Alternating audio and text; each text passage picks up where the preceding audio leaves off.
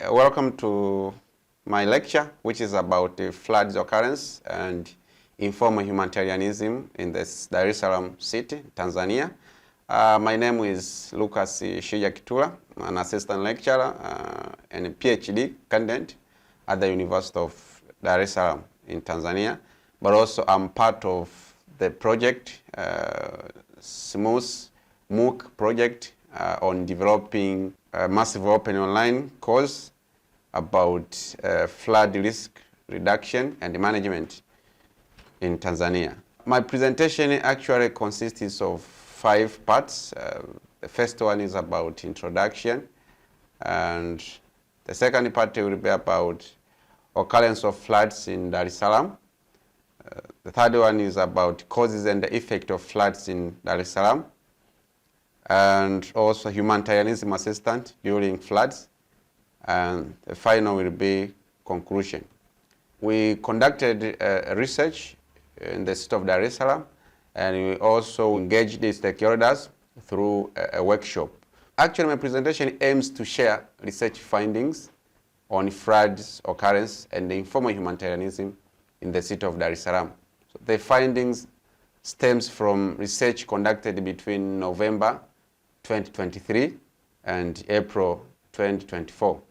So the study was carried out in 2 municipalities in Dar es Salaam, namely Ilala and Kinondoni, involving flood victims as participants, community leaders, local government officials, particularly engineers, and ward executive officers, also disaster risk reduction coordinators, urban planners, researchers on floods management, and policymakers, especially from the Prime Minister's office. So our data were gathered through interviews and stakeholders workshop, as I said, but also documentary review. So the stakeholders workshop took place at the University of Dar es Salaam on 22nd of April 2024. Our project actually is funded by the Global Center of Spatial Methods for Urban Sustainability, which is also funded by the German Academic Exchange Service, DAAD, through the Technical University of Berlin. So the research project objectives are to develop actionable policy briefs that will inform actors in the urban councils dealing with the flood risk reduction and management, but also to use the findings in teaching students. So the findings will be used in teaching some students in some courses which is related with floods management. So specifically, my presentation focuses on findings obtained through the stakeholders workshop. The workshop had 3 main objectives. First, to identify many causes of floods in Dar es Salaam city. So apart from the literatures on floods occurrence in Dar es Salaam, we wanted also to hear the voice of the victims, the voice of stakeholders, the voice of dwellers in Dar es Salaam. That's why we wanted to identify the main causes of floods, but also to explore the everyday humanitarian actions by ordinary citizens in time of floods. So here we aimed to know if ordinary citizens, local people, or dwellers in the city of Dar es Salaam or in the affected, flood-affected communities provide humanitarian assistance to the victims. And the last one objective was to suggest future interventions on flood risk reduction in urban Tanzania. We intended to know the last time to be affected by floods. So we had stakeholders who were the victims of floods. So we wanted to know the last time we were affected by floods. And in the workshop, actually, when we were addressing these flood victims, some of them, they said, by the time we were in the workshop, they said that they had left water inside their houses. As you can see the quotation here, one of the respondents said, as we speak right now, Msisiri A and Msisiri B streets are submerged in floods due to the daily rain. And as the rain continues, the situation will worsen. So this is a quotation from the female workshop participant. Living in the flood-affected areas have become accustomed to floods. They just see floods as a normal thing, as they see as a normal occurrence. So when floods come, they struggle at that moment, seeking shelters from their neighbors and in other open areas. So once the floods recede, they return to their homes. They clean up their homes, their houses, and they continue with their lives as usual. That's why I said these people in the flood-affected areas, they have become accustomed to floods. They have normalized floods. They don't fear anymore. As you can see, this quotation again from one of the workshop participants said, when the water enters, it is not like it leaves immediately. Once it enters, it stays until the rain stops. Then it stops entering the houses. They dry up and they will return to clean them. The findings revealed that over years, the communities in Dar es Salaam are exposed to varying degrees of floods. One of the causes mentioned by the stakeholders during the workshop, it was rapid population increase leading to informal settlements in Dar es Salaam. So this was mentioned as among the key causes of floods. So the migration of poor people causes informal settlement as they find cheap spaces for establishing their settlements in the city. So most of these cheap spaces, for instance, in valleys, bottoms, were declared as flood-prone ecosystems. So here we can see that poverty has pushed the poor people to live as cheap as possible on dangerous areas and in poorly built houses. So the informal settlements in flood-prone areas are overcrowded and lack some social services such as drainage facilities. So this situation of overcrowding and the poor social services in the city of Dar es Salaam has exposed the informal settlement dwellers and their properties to floods. The workshop participants claimed that this flooding in Dar es Salaam is exacerbated by inadequate drainage facilities, a lack of regular maintenance, and the purposive dumping of solid waste into the drains has deteriorated their function. Piped drainage is largely, or if not entirely, located in formal planned areas, but some informal areas lack even open drains. So the drainage system as it currently exists in the city of Dar es Salaam, and in some places actually, some places of Dar es Salaam city, does not adequately serve the city, and with the prediction of increased precipitation, the situation is getting worse. So as you can see here, the quotation from the participant, workshop participant said, floods in our street occur because there are no drainage channels in our areas. So water from the roads and other areas comes to fill our homes.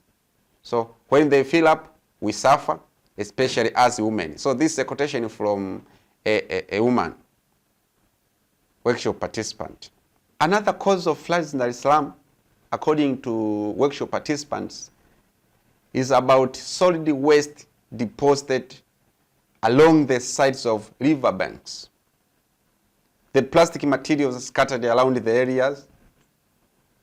So dumping of solid waste and the directing of domestic waste into the river have been a source of floods because the accumulation of trash and debris affects the flow of the river. However, in the informal settlements, solid waste collection is hindered by roads and alleys that are too narrow for collection trucks to pass through.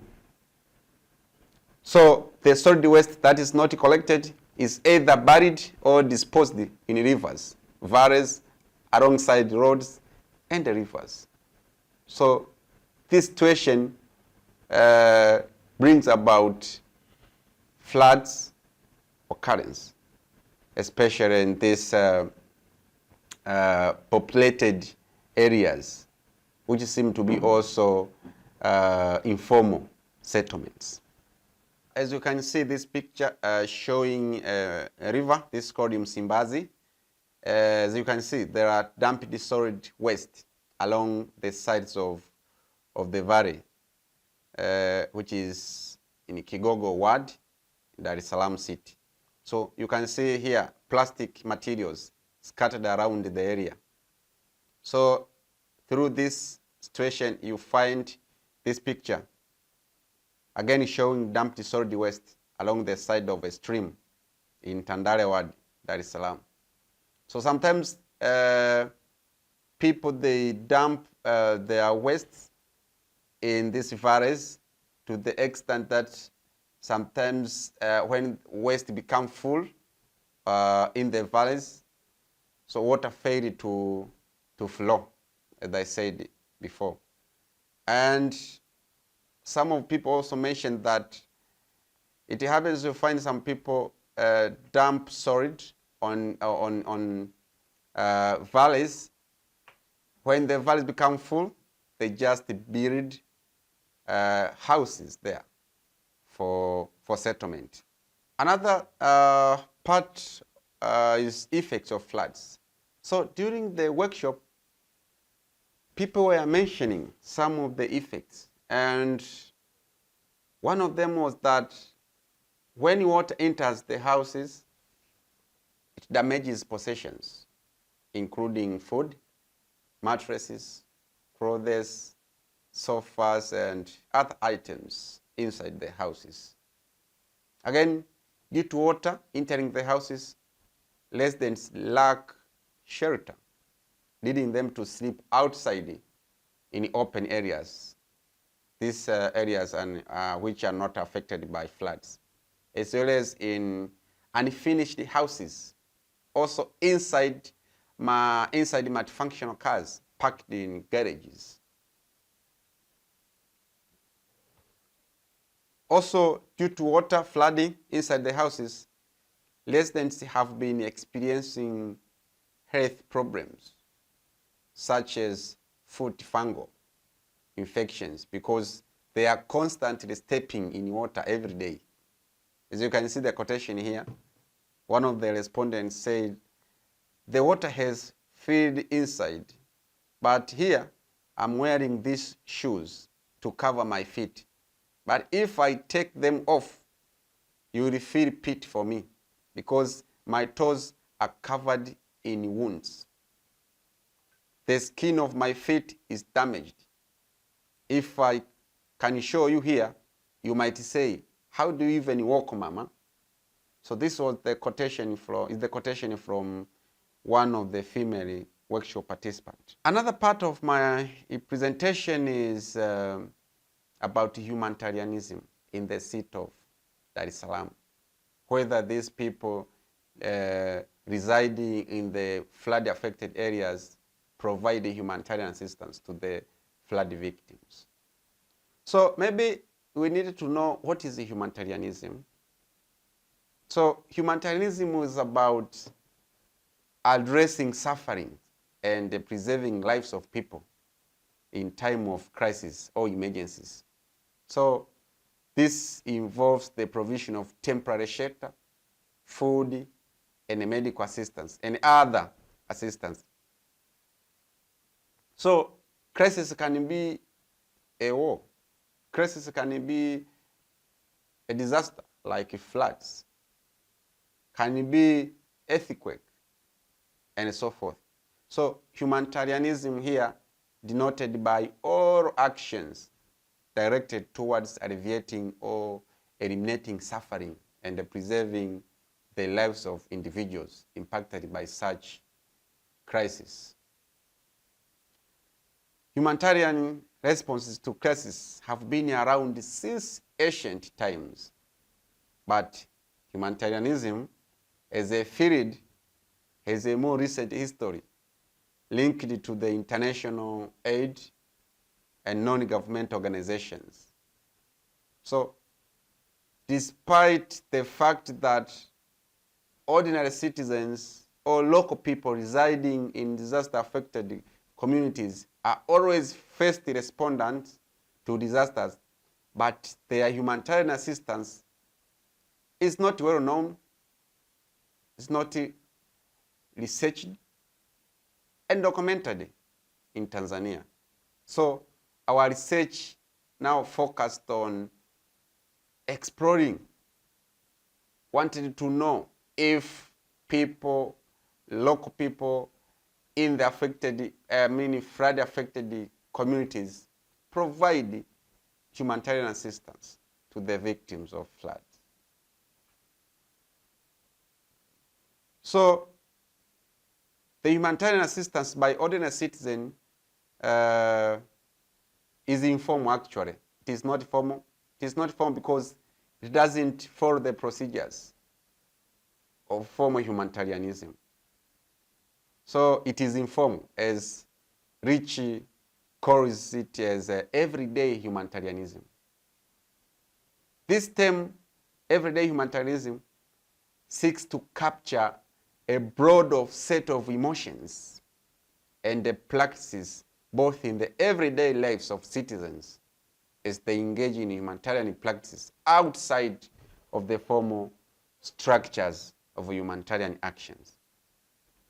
So again, this term is used to describe practices by individuals and small groups to directly support others. It entails ordinary people supporting others in need for the purpose of alleviating suffering and save lives. So when I talk of ordinary people, I mean these people, not rich, not middle class. These people living normal life in the street, in the areas affected by disasters. And here we are talking of floods. So I'm talking about ordinary people residing or living in the areas affected by floods in Dar es Salaam. So our research aimed to understand if these flood victims receive any assistance due to effects caused by floods. The findings actually from the workshop show that humanitarian assistance has been coming from among the residents of flood-affected areas. Now, these residents are ordinary citizens, local people, especially for those who have not been directly affected by floods. Also, the government has been providing assistance by just bringing water pumping machines to people's residence. This is according to workshop participants from the areas where we conducted our research. So neighbors are the main providers of humanitarian assistance to flood victims. So workshop participants mentioned that neighbors are the main providers of humanitarian assistance. And the type of assistance they provide, it includes just helping to rescue possessions, children, and providing a place to sleep. However, all children have been receiving shelter assistance from neighbors. This is very interesting. So these parents usually find their own places to sleep. Another interesting here is that they don't provide food. Food assistance has been mentioned as not being a priority of the givers in these flood-affected communities. So you can see here now, they just provide shelter for children and help in rescuing possessions during floods. One of the main workshop respondents said, you know, where you live, there must be people with a human heart. For example, where I live, our house is adjacent to houses affected by floods. So nearby neighbors usually move their belongings to our house. And after the water recedes and the things return to normal, they take back their belongings to their own houses. Another quotation here is that this is from the main workshop participant. Said, we help each other. For example, if your house is surrounded by water and there is no way out, a neighbor can tell you to pass through their open spaces. Regarding other assistance like food sharing, that doesn't happen. And as for the government, their major assistance is usually bringing water pumping machines. That is the main assistance from the government. So these are the quotations from the workshop participants showing how people help each other in time of crisis, in time of floods in Dar es Salaam city. Also business people, especially who own guest houses, were mentioned also as among the givers of assistance.